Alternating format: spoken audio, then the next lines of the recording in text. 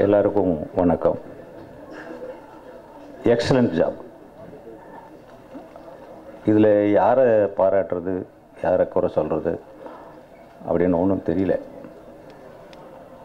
இது என்ன ஒரு இப்போல்லாம் ஐ திங்க் இது சமீப காலமாக நான் இந்த மாதிரி கலந்துக்கிறது ஒரு 3வது குறும்பட விழா. அது 3மே நல்லா இருக்குது. பெரும் படங்களை விட குறும்படங்கள் இப்போ நல்லா இருக்குது. அந்த குறும்படங்கள் வாயிலாக இப்போ பெரும்படங்கள் நிறையா வர்றது. இப்போ அந்த கலாச்சாரம் நிறைய சினிமாவில் பரவிட்டுருக்கு. அந்த வகையில் எல்லாரையுமே தனித்தனியாக பாராட்டணும். Especially I want to meet mister அந்த மியூசிக் டைரக்டர். தம்பி வாங்க.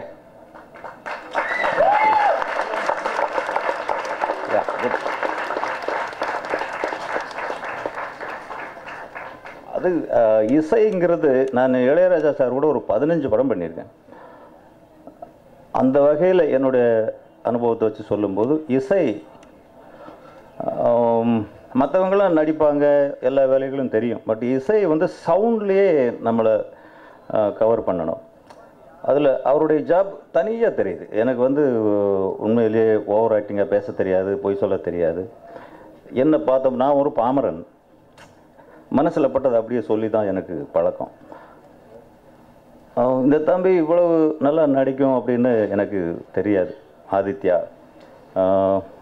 குட் ஃபியூச்சர் ஹெட், நல்லா வருவார்.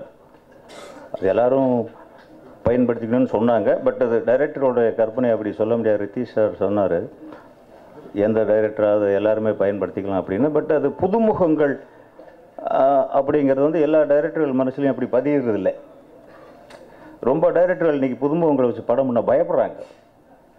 அந்த மாதிரி ஒரு கலாச்சாரம் சினிமாவில் இருக்குது. அந்த வகையில் நான் ஒரு பெருமையாக சொல்லிக்கிற விஷயம்னா ஒரு கிட்டத்தட்ட ஒரு 17 படம் நியூ ஃபேஸோடு பண்ணியிருக்கேன் நான். இன்னொரு பெருமையான விஷயம் என்னென்னா, கருப்பு வெள்ளை காலத்தில் மிக்சல் கேமரான்னு சொல்லுவாங்க, அவ்வளோ பெரிய அந்த காலத்துலேருந்து இப்போ கம்ப்யூட்டர் வரைக்கும் நான் ஒர்க் பண்ணிகிட்ருக்கேன். இனி அது ஒரு பெருமையான விஷயம். அந்த அனுபவத்தை வச்சு சொல்லும்போது இந்த படத்தில் எல்லாமே நிறைவாக இருக்குது. அந்த டீம், இந்த மியூசிக் டைரக்டருக்கு என்ன சொன்னமோ அதே தான் ஹோல் டீமுக்குமே.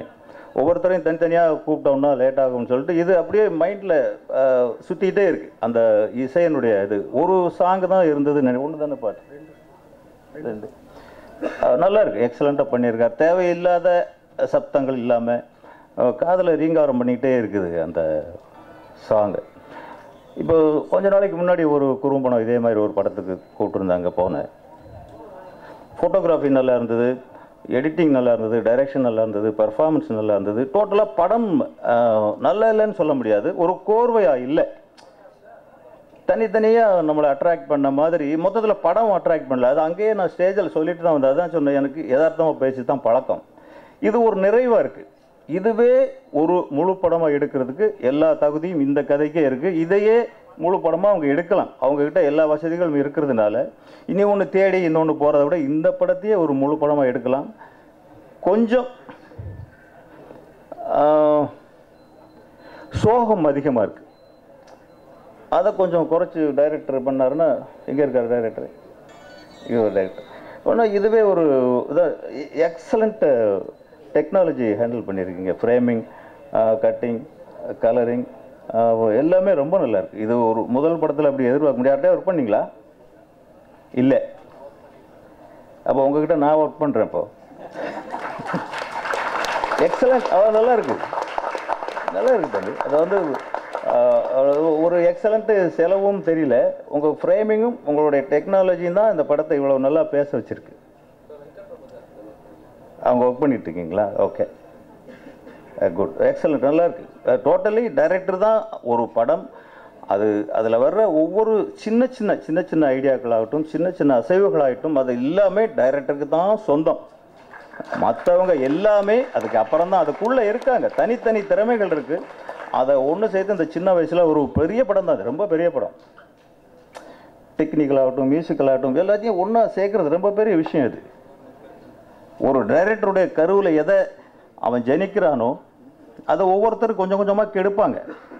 அதான் அந்த டைரக்டருடைய அனுபவங்களே. நம்ம கற்பனை பண்ணுறத முழுக்க எவ்வளோ பெரிய டெக்னீஷியன் ஆகட்டும், கேமராமேன் கொஞ்சம் கெடுப்பார், எடிட்டர் கொஞ்சம் கெடுப்பார். அவங்களுக்கு முழுக்க புரிய வைக்க முடியாது நம்மளுடைய கற்பனைகளை. அது நான் நிறைய இடங்கள் அனுபவப்பட்டிருப்பேன். ராஜா சார்கிட்ட கூட நான் என்ன நினச்சனோ அதை அவர் கூட கொடுத்ததில்லை.